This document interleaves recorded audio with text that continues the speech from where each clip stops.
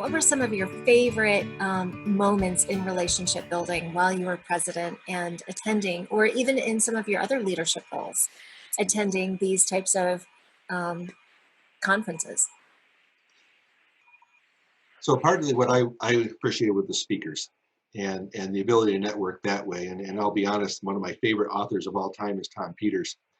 And we went to a limb while I was the president, and Tom Peters was the keynote speaker, and I was like totally into my element. And as a side note, he was driving the project managers crazy because he was supposed to be on for an hour and a half, and he was on for 2 hours, and boy, all the PMs were screaming in the background. Back on track. Oh no, our timelines are off. Yeah. How dare we have creativity? Who is Tom Peters, for those who don't know? He's a business author. And so he's actually a humor. He's kind of a humorist when he writes. My favorite book of him is the Big Book of Little Things. And what it is, it's multiple short stories about business and stories and his experiences. And I like it because they're a page or less. So you flip the book open, you can read that story, you kind of get your thoughts spurring for the day. So but he's a business author. He's got several books out. I just use that one as a reference. So that's fantastic. And that's actually good for me to know, because I have maybe a page in me before I pass out at night. Yep. So it's a good one to go pick up. So, wow, you got to meet one of your favorite authors, the experiences. Yeah. And having access to the PMI leadership at the global level, being a chapter that was interested in moving things forward and being in the forefront, we also made it a point to get in touch with the leaders, the board of directors at the higher level. Mark Langley was the CEO at the time, and Tony Appleby is now on the board. But Tony, we did quite a bit of work with Tony, and I actually worked with Tony in the back end because he put together a really good model for maturity assessments.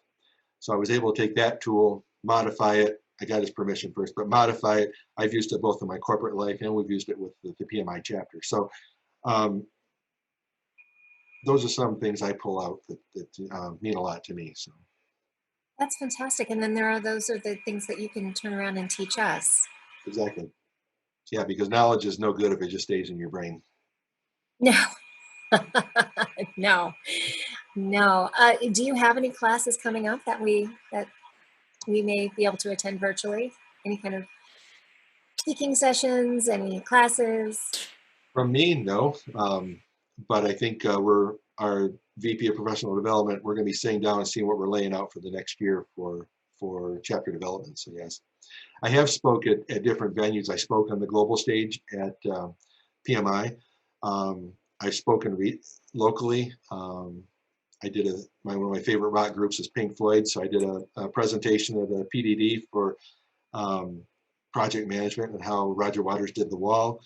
I did a personal story where I struggle with borderline personality disorder, and I went through my personal experience, how I used project management to overcome that and deal with it. So I have done some speaking in the area, and I like public speaking. I like sharing my stories and sharing what I know. So. Wow, those are very deep, meaningful ways in which, going back to what we had talked about in the very beginning in that project management, I think before we start recording, project management overlays every single aspect of our lives. It does. No matter the type of personality that we prefer, creative and fly by the seat of our pants, or if we're the budgeter and the accountant, either way, we're still implementing it. We still got to get the kids out the door onto the school bus. We still have to get dinner on the table. We still have to, figure things out.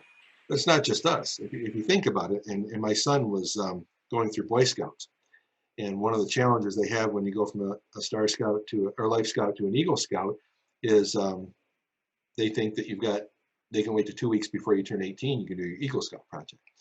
And so what I was working with Kevin's Boy Scout troop was I put on a workshop for project management. And I worked with the students or the kids, and I helped mentor them through different things. And I showed them a couple different tools so that when they went back in front of the district, that it kind of impressed them because they had a risk register, and who taught you about the risk register? Where'd you learn that from? And they could say, well, we learned this from people in the community.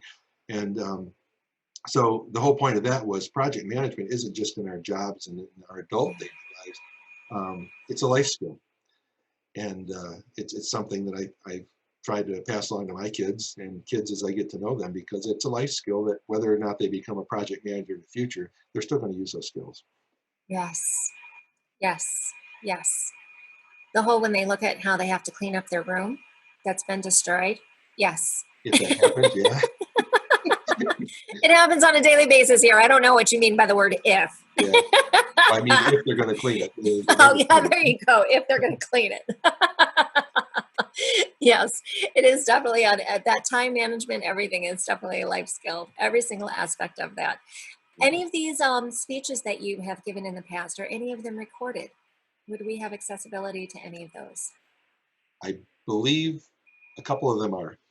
As far as accessibility, I would have to get with our Marcom people to find out where they're stored if they are accessible. But I We believe a would couple love to are see recorded. those. Yes. I know that I would, and I'm speaking for those that may, watch this, that they might as well. One of the things that I feel is of tremendous value selfishly is every president that I've interviewed, you all have written work, spoken work, and it's nothing but a master class to talk to each and every one of you and to be able to go back and look at that work and review it and learn lessons and gifts just come out of it. So, and we'd love to support you. What are some of the things that kind of bring it around a little bit?